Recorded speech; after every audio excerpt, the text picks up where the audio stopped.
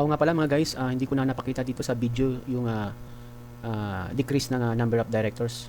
5 yung directors nito, yung present na directors niya. Gusto nila 3 na lang sila. So madali lang naman po yun.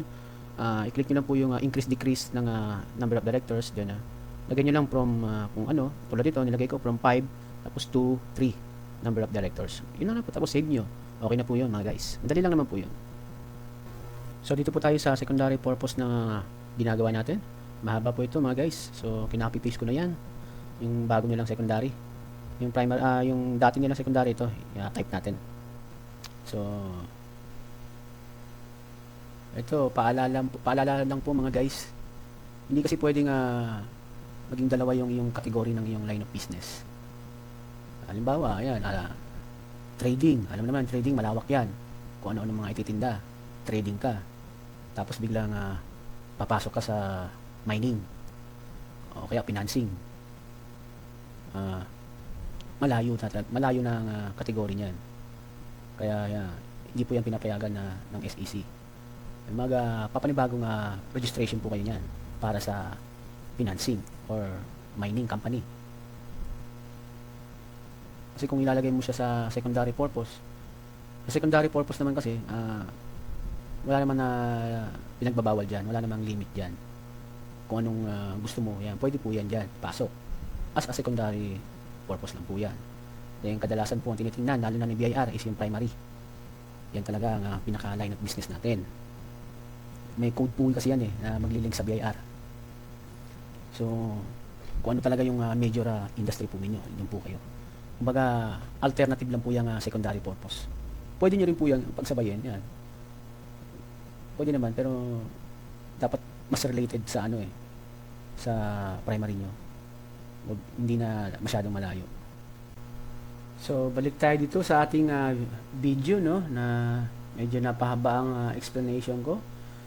So, nakita nyo naman po yung video kanina, kung anong mga pinagagawa ko dyan. Sundan nyo lang po yun, mga guys. So, dito po, mag-a-add na po tayo ng mga directors. Kung sino po yung mga present na, mga current directors po natin. Yan, meron po akong documents dito na GIS sa ating right side. Para meron po akong pagbabasihan kung sino po sila. So, ayan. I-add po natin yan isa-isa. Yan, bali 5 directors po ito sila mga guys.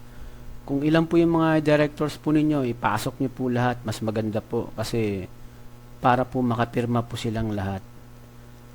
At halimbawa po, yung iba hindi makapirma, malalayo, pwede nyo naman po hindi ilagay. Yung majority po, basta majority, 2/3 of the stockholders, pwede na po yun. Pero mas maganda, mas lamang. Kaya yan, nilagay ko po lahat para kumpleto, lahat sila makapirma. So, medyo bilis-bilisan na po natin para makarami na tayo. At masyadong mahaba na itong video natin. Ayan. Fast forward natin to mga guys. Medyo ingat-ingat din po sa mga details po ano yung mga spelling. Dapat pare-parehas po yan.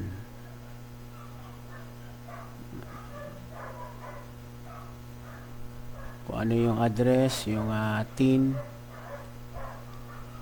yung mga spelling po nila, yan. Lalabas po sa sa pipirmahan po sa director certificate.